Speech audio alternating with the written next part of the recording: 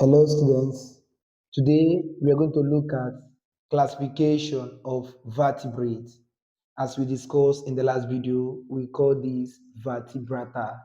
Okay, we discussed in the last video that animals are categorized into two different categories based on the presence or absence of the backbone.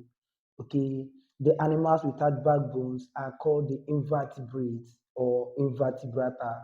Okay, and that we discussed in the last video. Then today we are going to look at these vertebrates, which is the animals with the backbone or vertebral column. Okay, these animals with the vertebral column or backbone are known as vertebrate animals, or you can call them vertebrata. Okay, so we are going to classify them now into five classes. Okay, in biology, we have five classes of vertebrates. Okay, here are the five classes of vertebrates. The five classes, number one, which is the most primitive, is Pisces. Number two is Amphibian. Number three is Reptilia. Number four is Apes.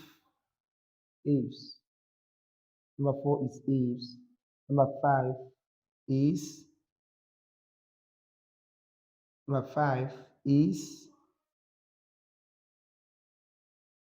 Mammalia. Okay, these are the five classes of vertebrates. Okay, we have the Pisces, the amphibians, reptilia, apes, and mammalia. Okay, we are going to discuss only the Pisces and amphibians in this video, and these are the diagram of the Pisces and amphibians we have here on the white board. Okay, this is the Pisces and here is the amphibians. So we are going to study the structures, okay, and the functions of these structures in these two classes. We are going to study Pisces and amphibians in this video. Now, we are going to look at features or characteristics of Pisces, okay? This is the characteristics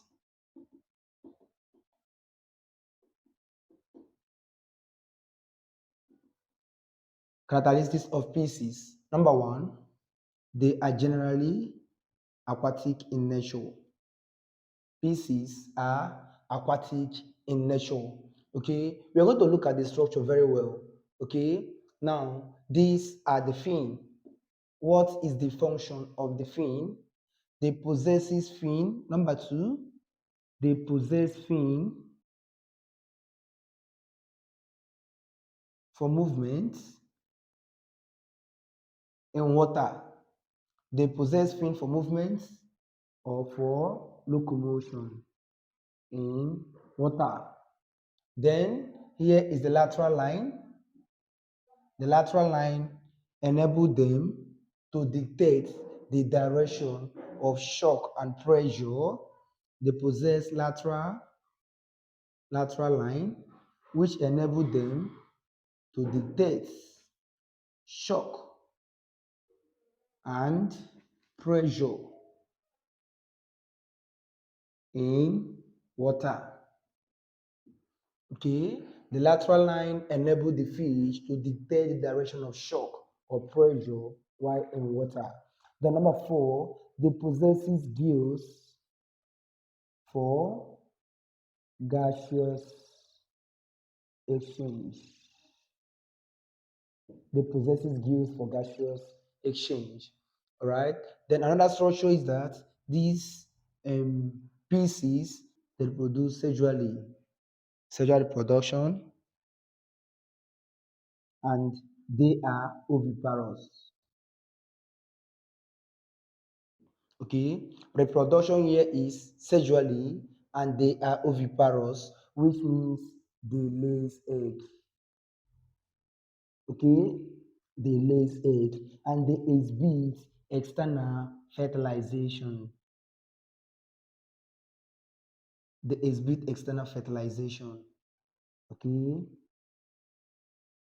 All right. Now, having said this, now we have so many other features of this species. We are not yet through with it.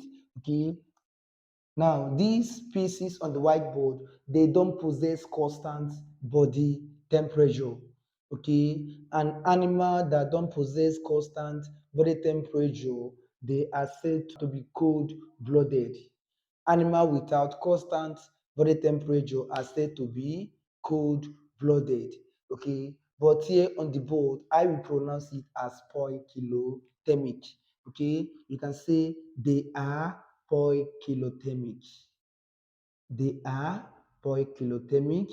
That means they are cold-blooded. Okay, they are cold-blooded. It also means that they don't have constant body temperature. Okay, that means their body temperature changes with the that of the environment. Okay, if the temperature of the environment goes higher, their body temperature will also be affected. Okay, it will go higher. Then if the temperature of the environment goes lower, the temperature of their body will also be affected, and that will go lower.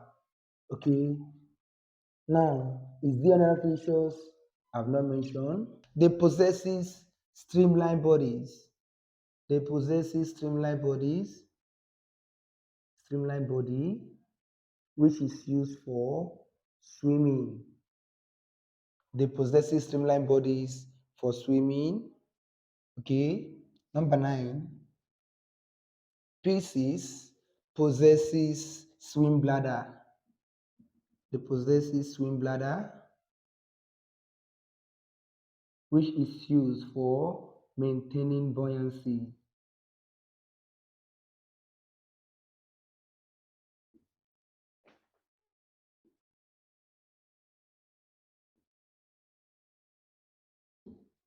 They possesses swim bladder or they possess swim bladder, which is used to maintain buoyancy in water. What's the meaning of this buoyancy? This is the ability to remain float in water. Okay, these are the features of Pisces. Then a typical example here is tilapia fish. Tilapia fish. This is tilapia. Okay, this is the features, the characteristics that enable these species to survive. Here is the lateral line, which I say that they enable them to absorb shock. So it's not here. Okay, it enables them to absorb shock or pressure in water. Then we have the tail fin, the tails, the anal fins, the pelvic fin, pectoral fin. Okay, the lower jaw, the upper jaw. This is the upper jaw. Okay, we have the eyes, the trunk. Okay, and this organism, number 10, they possesses scales. Okay, they possesses scales for protection. They possesses scales for protection. Okay, number 11, I will write it here because of space.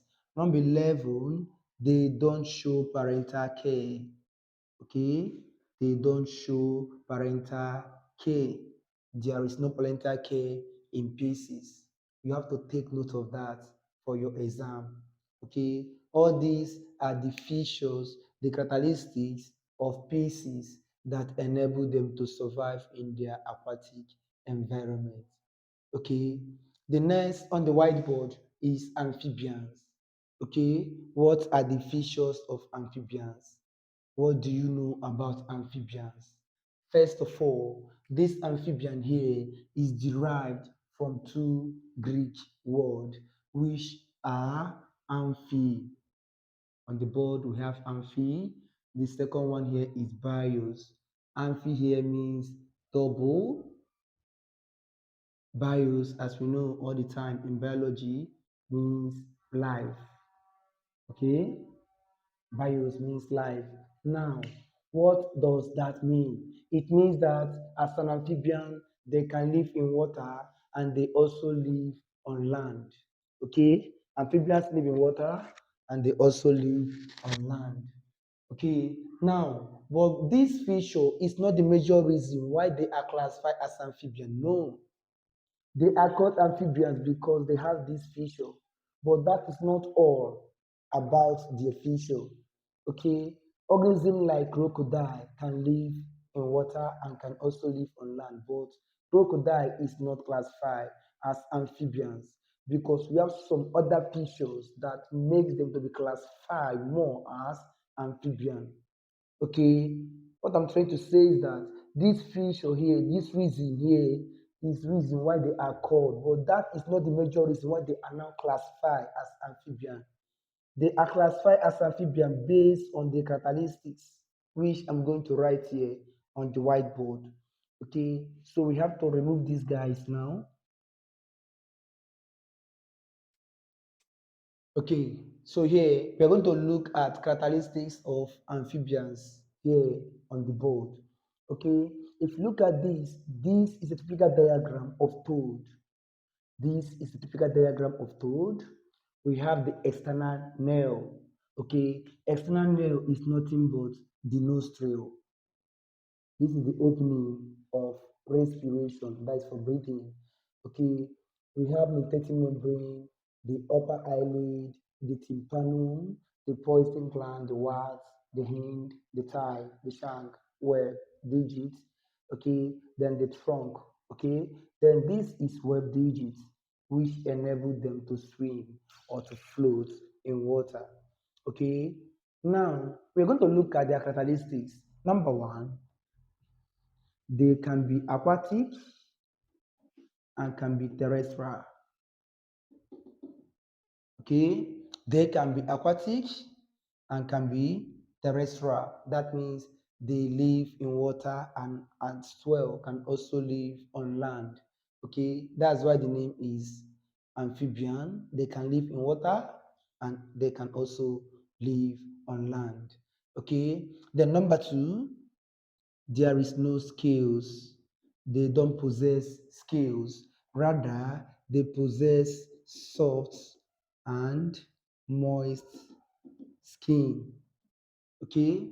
They possess soft and moist skin. There is no scales. Okay? Number three, they reproduce sexually. Okay? They reproduce sexually. Okay? Then fertilization is external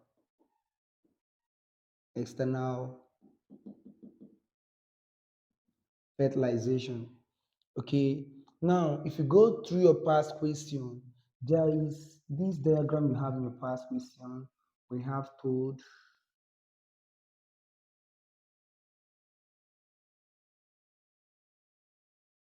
and this is another told. Just use the sketch to illustrate what we have in past question. Okay, now these two told, this one lays egg. Okay, and this one shares sperm on the egg. Okay, this is the female. This is the female toad, and this here is the male toad. Okay, as the female toad lays egg, the male toad will share sperm on that egg, and that is external fertilization. Okay, now what is it called?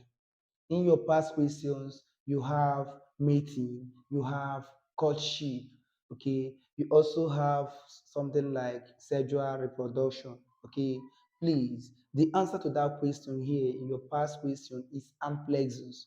Okay, this is amplexus. Okay, that is external fertilization. As the female lays egg, the male will share sperm on those egg. That is how external fertilization takes place in toad. Okay, so that this guy here is typically for toad. Then the next one is that they possesses gills at their larval stage. At their larval stage, And this gills is used for respiration at that larval stage. It is used for respiration. Then, while at adults, they possess lungs for respiration. Okay, then the next is that they can also exhibit cutaneous respiration. They can also exhibit cutaneous respiration. This is very, very possible. Okay, then number five, they have number five, they are poikilothermic. They are poikilothermic, meaning that they are cold-blooded. They are cold-blooded. That means their body temperature is not stable as we have in the Pisces. Okay, they don't possess constant body temperature. The number six, they are oviparous. Okay, that means they lays egg. Okay, and of course, fertilization here is external. Okay, the number seven, they possess poison gland. They possess poison gland for defense. And this is actually the poison gland which is used for defense. Then this word here is formed by concentration of the poison gland here. Okay, they use the poison gland for protection, that is for defense. Okay, is there another thing I've not mentioned here? Then let's look at the examples of these amphibians. Examples of amphibians. Examples are toad, frog, and salamander. These are the examples of amphibians. Okay, this is all we have. Then, if there is any question you want to ask, you can go to the comment section and write your question. I will answer you immediately I see the question. Okay, please don't forget to share and subscribe to our channel. Thank you and God bless you. Goodbye.